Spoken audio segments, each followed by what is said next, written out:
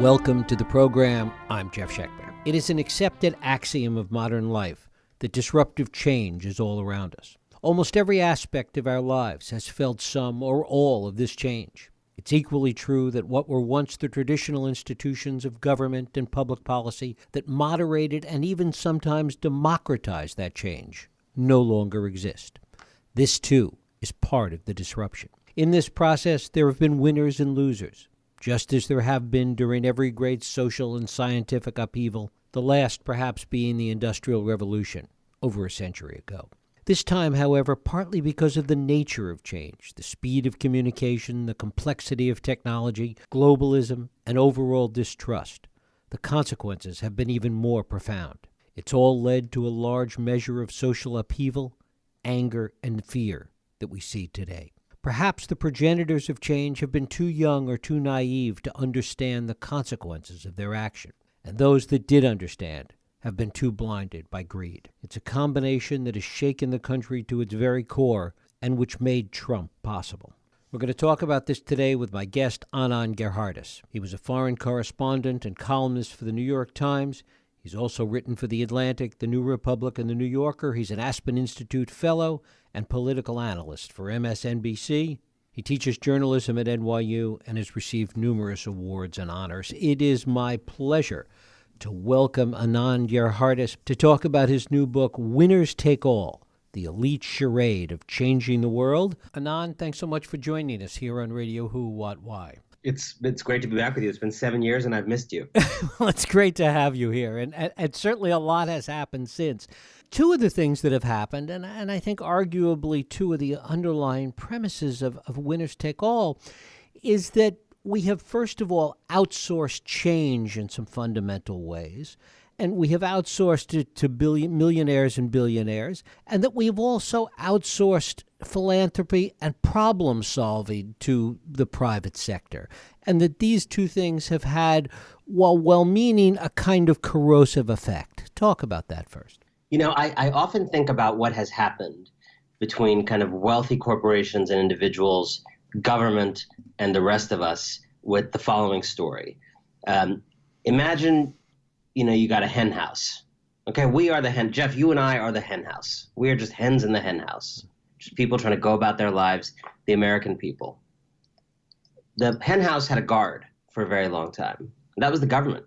And when things went wrong or someone needed to be protected from someone else, the guard, did a reasonably good job. Certainly not perfect, certainly with flaws, but the government, the guard protected the hen house. In the last 30 or 40 years, an interesting thing happened. A fox came along and bit the guard in the leg. And that fox is wealthy corporations and people who have discredited government for the last 30 or 40 years. Government is the problem. Government's the enemy. Get government out of our lives. Let corporations play more and more of a role in our public life. So the fox bites the guard. The guard's bleeding and stumbling away from the scene. And now the fox says to the hens, "Oh, this is such a shame. You have no guard. And you have all these problems. Maybe you should get me as your guard." And that is, I think, the story of how rich people have taken over social change and the changing of the world. We all know that metaphor, the fox in the hen house, but I try to give it a backstory, which is that the very people who got government out of our lives, made government less effective, told us in our culture that government was an enemy instead of the common institutions we share to make life better for each other. Those people have now turned back on the scene and rebranded themselves as the firefighters of the arson they committed. Another part of that, though, seems to be beyond the mantra against government, which, as you say, for 40 years has grown and grown and grown, is that guard, to continue the metaphor, the guard has gotten kind of old. And the change and all the things that have been going on have happened at a faster and faster and faster pace. And the guard simply got so old that he couldn't keep up. I think there's a truth in that.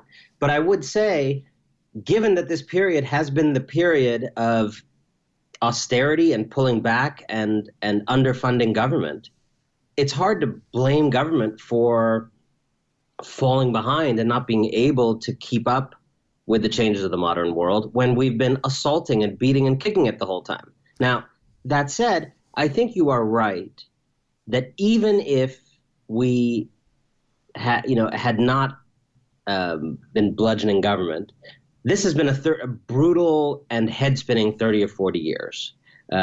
Just the kinds of change exactly like we had 100 years ago that have rewired our national economy and global economies, globalization, automation, the internet, the genetics revolution. I mean, just the rise of India and China alone and the earthquakes that they caused for everybody in the world, and on and on and on, and then just internal change, racial and demographic change in this country, the rise of women over the last 30 or 40 years. Like, we have been through a lot in the last 40 years. And I think it's fair to say, you make a fair point, that our common institutions and our government has not kept up with the leading edge of change. And what that means in practical terms is people are doing things privately in this society that publicly we don't really know how to police. Look any further than Mark Zuckerberg. Look at all these people with cryptocurrency. We have no idea how to tax that stuff. We have no idea how to find that stuff. Look at all the ways in which wealthy people use tax havens and tax shelters and the double Dutch with an Irish sandwich and other techniques to, avoid paying tax. A very large number of American corporations don't pay corporate income tax in any given year. So I think you could make a case that private endeavor and private striving has outstripped public capacity. And we are at a moment where we are ripe for a realignment, and that's why one of the things I talk about in Winners Take All is the need to pivot from an age of what I call fake change to an age of genuine reform, where we actually rebuild and restore our public institutions to be able to keep step with the world we now live in. It's interesting because government in many ways has been like the old line companies that have been disrupted. I mean, what's happened to government, in addition to the pushback against it, is like what happened, to Kodak or U.S. Steel or Ma Bell, that the disruption has simply displaced those old line institutions, government being one of them. I mean, I see what you're getting at, but, I think we don't give government a lot of credit. Like, there would be no Facebook if the government wasn't doing a million unsung things to allow that to be possible.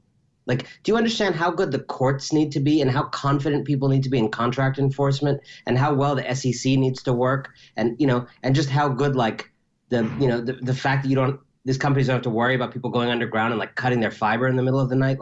There's a lot of things that actually work incredibly well in the society that allow all these private things to be possible.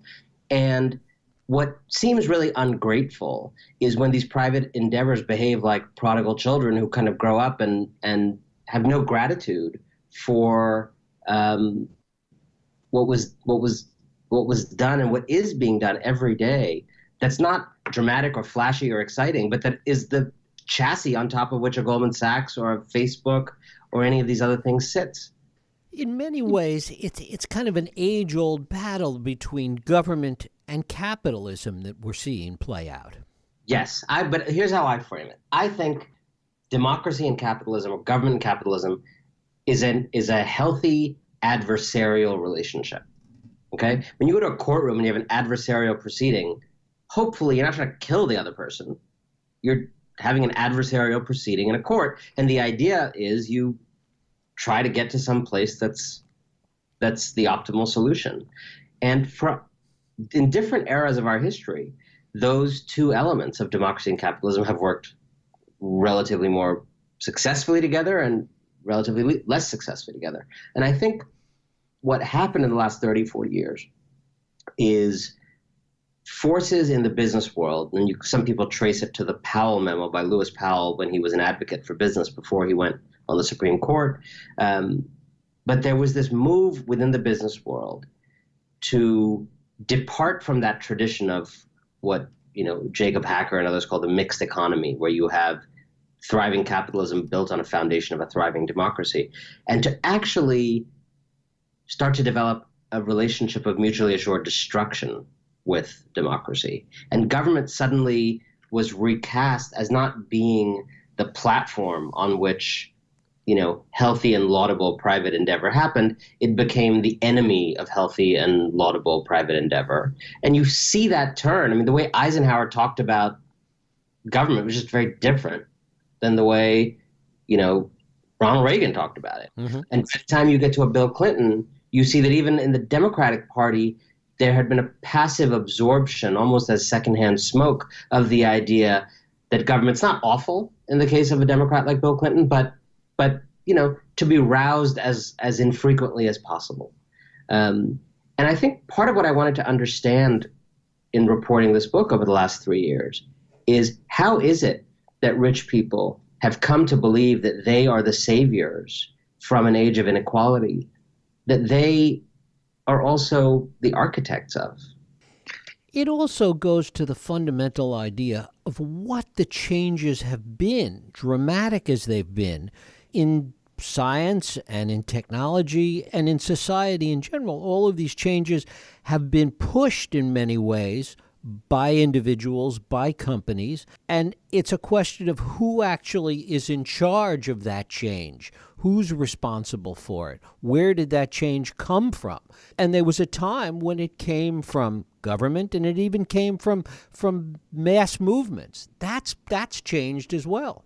I think one of the things that's interesting, what I tried to do for Winners Take All is to spend time with people, elites who are attempting to change the world in this new way that has taken hold, which is this kind of top-down, market-based, doing well by good, do-gooding. And what I found is that it's often very decent people who are sincere about making a difference, who are trying to do the best they can.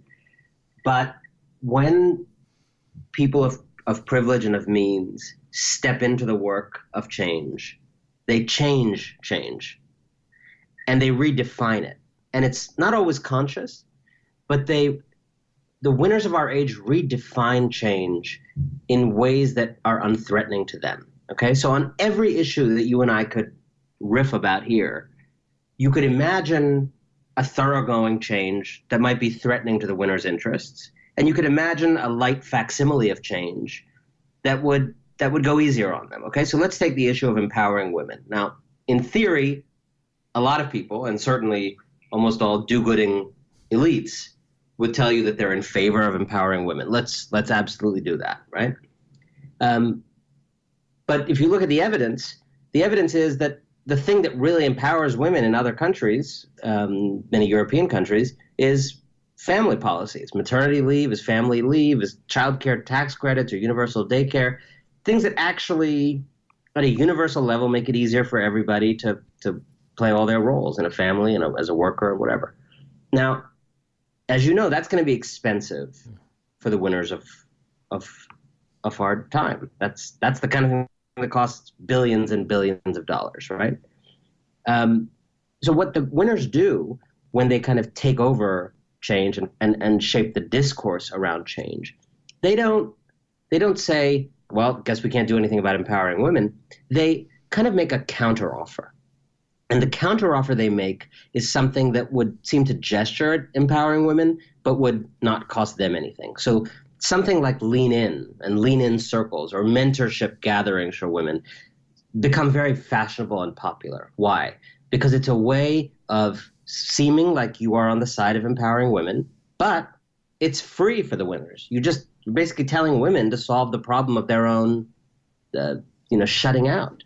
There was a really interesting piece the other day in Quartz magazine that talks about the fact that much of the career advice that women receive is a form of gaslighting, if you really think about it, a form of psychological abuse, because it is telling women to smile more, lean in more, be more assertive. It's telling women to solve as individuals problems that are actually the society is imposing on them. And it's trying to trick them into thinking these are personal flaws instead of systemic worries. That's what I worry about when the winners take over change. They defang change because they don't want its teeth to bite them. How much of that, though, comes from a conscious decision to do exactly what you're saying, to make sure that it doesn't come back to bite them and create a backlash for them? And how much of it comes from the fact that given the world that these people live in, given the kind of management class that they are part of, that this is simply their natural instinct to solve problems in this way? That's what they've been taught to do since the beginning. Correct. I think that's a very insightful question. I would say there's the full spectrum. But I think it is absolutely true that a large number of the people that I reported on and spent time with and tried to understand for this book are, as you describe, they tend to solve problems this way because this is how they think about problems. Right. When you're privileged, you don't tend to think about problems as being gross justice violations. You don't tend to think about problems in terms of the language of power. You tend to think about problems more as engineering issues. Got to, turn up that dial, turn down that dial, maybe tighten that a little bit. You tend to think about it as things with technocratic fixes because you're a technocrat. As one of the people I write about in the book, who works for George Soros, said, if everybody in the car speaks English, the solution is going to be in English. The winners of our age, particularly those who grow out of the entrepreneurial and business world, have a common language in which they think about problems. Those tend to not involve power and justice and the abuse of authority, but rather, tweaking and fixing and scaling. And so simply by virtue of their intellectual, orientation, some of this recasting of problems happens. A recasting of problems in a way that strips them of perpetration, strips them of anyone having ever done anything wrong, and actually turns them into these technocratic fixes that you can fix without hurting the winners. That said, there's another end of the spectrum, which is, people, I talk about this as like the spectrum of kind of from naive to shrewd, so if the naives are kind of just trying to do the best they can, but blindered a little bit, there are also absolutely lots of folks in this era, elites, who figured out that you lubricate continued taking by giving, that you lubricate the opportunity to keep things the same by talking about change, that you lubricate the whole idea of wanting to siphon most of the gains of this economy for you and your friends by talking about impact and social this and social that. I think if you spend time in the canyons of Wall Street, you'll probably find a little bit more of the latter thing of like people who are pretty straightforwardly motivated by greed, but understand that some amount of gesturing towards change talk just helps the greed machine keep going smoothly. And then I think, again, this is a little bit of a stereotype, but if you go out to Silicon Valley, it does usually feel to me quite different. I don't usually feel that I'm dealing with simple greed. I feel I'm dealing with people who are often quite sincere in their desire to make the world a better place and are maniacal and utterly blind to anybody's vision but their own, and therefore, will not be questioned by journalists, will not be deterred by government, will not allow the public good to enter into their calculations because they are so confident that simply by being left alone in a cave, they're going to make the world a better place. How is different from previous generations of elites, those that may have been the moneyed class in the past, the Rockefellers, families that grew up with money, that were second, third, fourth generation? How is that different from the elites we see today that in many cases, particularly if we talk about Silicon Valley, didn't start out as elites? They started out as rebels. They started out as going against the status quo, against big institutions. They became millionaires and billionaires, and then they took on this elite attitude. It's a great question. I would say when I think about the winners of the age that I have spent time writing about, I would say there's one important element of continuity with the past and one important element of change that I would highlight. So the continuity is that the people on top of a social order are not necessarily your best choice for reformers. In some ways, that's an obvious idea, but it's clearly not obvious enough because, every charter school has like super rich people on the board of it trying to think about how poor kids should be educated. So, But I think it is the normal reflex of people with a lot to lose to be self-preservational. And it is the normal reflex of people who are on top of a social order to not want it to be changed.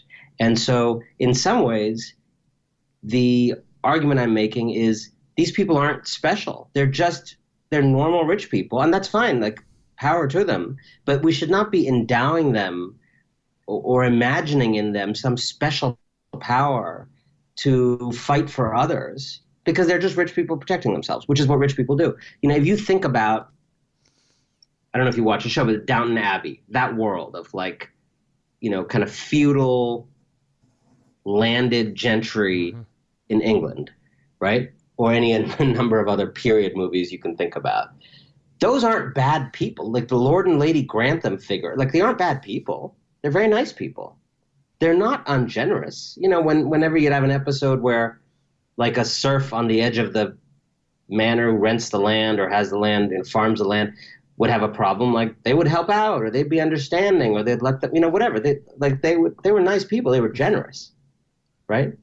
But they would never support any effort to change the power structure of where they lived so that they wouldn't be the people with all the land and all these people wouldn't be renting space on their farm.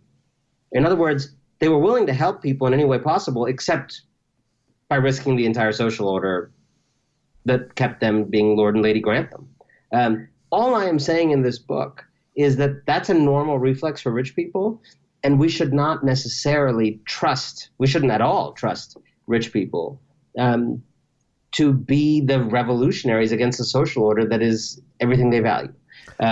What I do think is new in our time, the discontinuity, is I think an idea has taken hold in our time that actually innovates on and almost turns upside down the whole Adam Smith theory of the invisible hand and kind of trickle down, which flowed from that, which is that leave rich people alone, because if they just do them, positive benefits will flow down to society. That's kind of been the paradigm since the early urban commercial societies of Europe and Adam Smith theories and others. I think we are actually living in the middle of a new theory that is not that theory, that actually goes further and says, no, rich people should not just do them and build their coal factory and buy their yachts and we'll just benefit incidentally. No, rich people are so good at life. They are so good at making decisions. They're so good at thinking. They're so good at evaluating information. They're so amazing with those spreadsheets.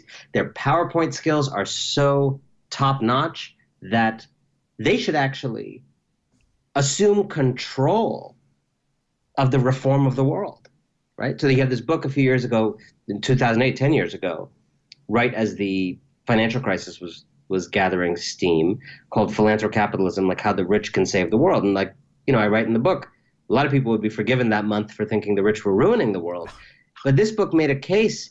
It wasn't the trickle-down Adam Smith invisible hand case. It wasn't just like leave them alone and good things will happen. It was like these people are hyper agents, the book called them. These people are specially capable of fixing education, fixing social mobility. And that is the interesting idea that has happened in our time that I think is just devastatingly wrong. Not only the idea of trickle-down has been hugely discredited. The idea that letting these people roam free would help us all clearly didn't happen. And now it's like we've doubled down on it and said, now actually we believe that putting the people with the most to lose from change in charge of change is the only way to make change. It's one of the most preposterous and successful ideas of the modern world. It's a function of elitist education and this idea of the managerial class, I suppose, that we talked about earlier. It is. And one of the ways, I started the book not with a plutocrat, but with a young woman in her senior year at Georgetown making her decisions about what to do in life. Because that's where it all starts, right? It's when you're 21 or 22, you have talent, you have this education. Which way do you go? How do you invest a life?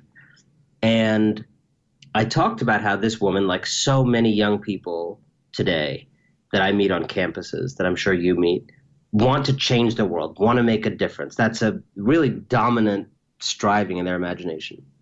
And yet, what happens to Hillary Cohen over the course of 4 years at Georgetown, and particularly that final year, is she gets sucked in by this story that if you really want to change the world, not help 20 people or 30 people, you really want to make real change, transformational change, you want to change the lives of millions of people, well, you got to work at McKinsey or Goldman Sachs first.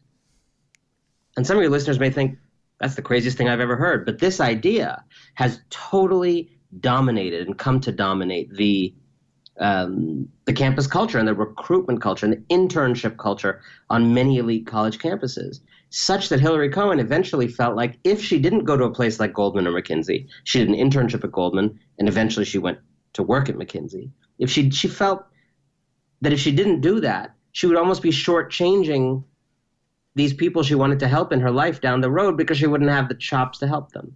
And so you're absolutely right that a part of how the age of extreme inequality has been sustained and upheld is through the co-opting of young people full of idealism, and they're drafting into a management track instead of a social justice track, an activist track. I mean, Hillary Cohen could have gone to law school and filed lawsuits against things. She could have devoted herself to, getting 10 million people to register to vote who aren't currently voting. She could have worked on any of a number of issues that in my view, are all very valuable to the kind of society we have. The fact that she was pulled in that particular way and that so many others like her have, in some years, half of the graduates at these elite colleges go to, banks, consulting firms, and a couple Silicon Valley employers, is a major part of how we have upheld this extreme inequality and this age, frankly, of unsustainable, rollicking anger. Given that history tells us that power never cedes itself easily, and given how entrenched this elite power is that we've been talking about, why is there any reason to think that anything short of real revolution will change this? Well, it depends how you define revolution. I mean, I certainly hope we don't need to have violence in our streets to get a more just society. I mean, the reality is what it would take to do a lot of this is not crazy, and it's not rocket science, and it just requires a willingness to do it. And I think, we need a political revolution in this country. We don't need, a violent revolution, but we probably do need a political revolution. Getting the money out of politics would be a political revolution. Having, frankly, reining in the philanthropic world, because you actually end up having companies forced to pay people properly and forced to, submit to regulation and forced to pay their taxes so that they don't have, billions and billions and billions of dollars to give away after fleecing the society and causing social problems. That would be a political revolution. I think thinking about ways to allow and help young people pursue public service and the public good, rather than have to work at, in the private sector, thinking about how to, maybe forgive their tuition if they do public serving work or things like that. That would be, frankly, a revolution if we could fix, if we could reorient how young people invest their talents in a big way. Actually figuring out how to empower women and families to not face grueling choices between, their professional ambitions and dreams and their desire to grow families. Well, that would be a political revolution. But also, none of those things that I describe, I don't think, none of them are like absent from the world. Like, you could find one or more or 10 or 20 societies in the world that do most of the things I just mentioned. So I think what we have to decide is, do we want to continue? We're on a good path. Does anybody in America think we're on a good path? And the people who voted for Donald Trump clearly didn't think we're on a good path. That's why they voted for Donald Trump. And the people who didn't vote for Donald Trump clearly don't think we're on a good path because Donald Trump's our president. So we kind of agree that, like, things are not going well. And when things are not going well, you have to be bolder and you have to work harder to think about what change is, but also you have to be willing to look within. And I wrote this book because I partly want to convince the general public to stop letting billionaires change the world for you. But I also wrote it because I believe elites can be better. And I believe that many people, a sizable minority in my experience of people within these elite circles, know that they are standing on a house of cards and they want to figure out how to get to a different place. And I actually feel quite confident that President Trump, in my mind, is not the first we have seen of fake change. To me, President Trump is the culmination of a generation of fake change. And my hope is that the end of the Trump presidency will also be the end of the era of fake change and the spark of an age of genuine reform. Anand Giridharadas, his book is Winners Take All, The Elite Charade of Changing the World. Anand, I thank you so much for spending time with us here on Radio Who, What, Why. Thank you. I'll see you in 7 years. Thank you. And thank you for listening and for joining us here on Radio Who, What, Why. I hope you join us next week for another Radio Who, What, Why podcast. I'm Jeff Schechtman. If you like this podcast, please feel free to share and help others find it by rating and reviewing it on iTunes. You can also support this podcast and all the work we do by going to whowhatwhy.org/donate.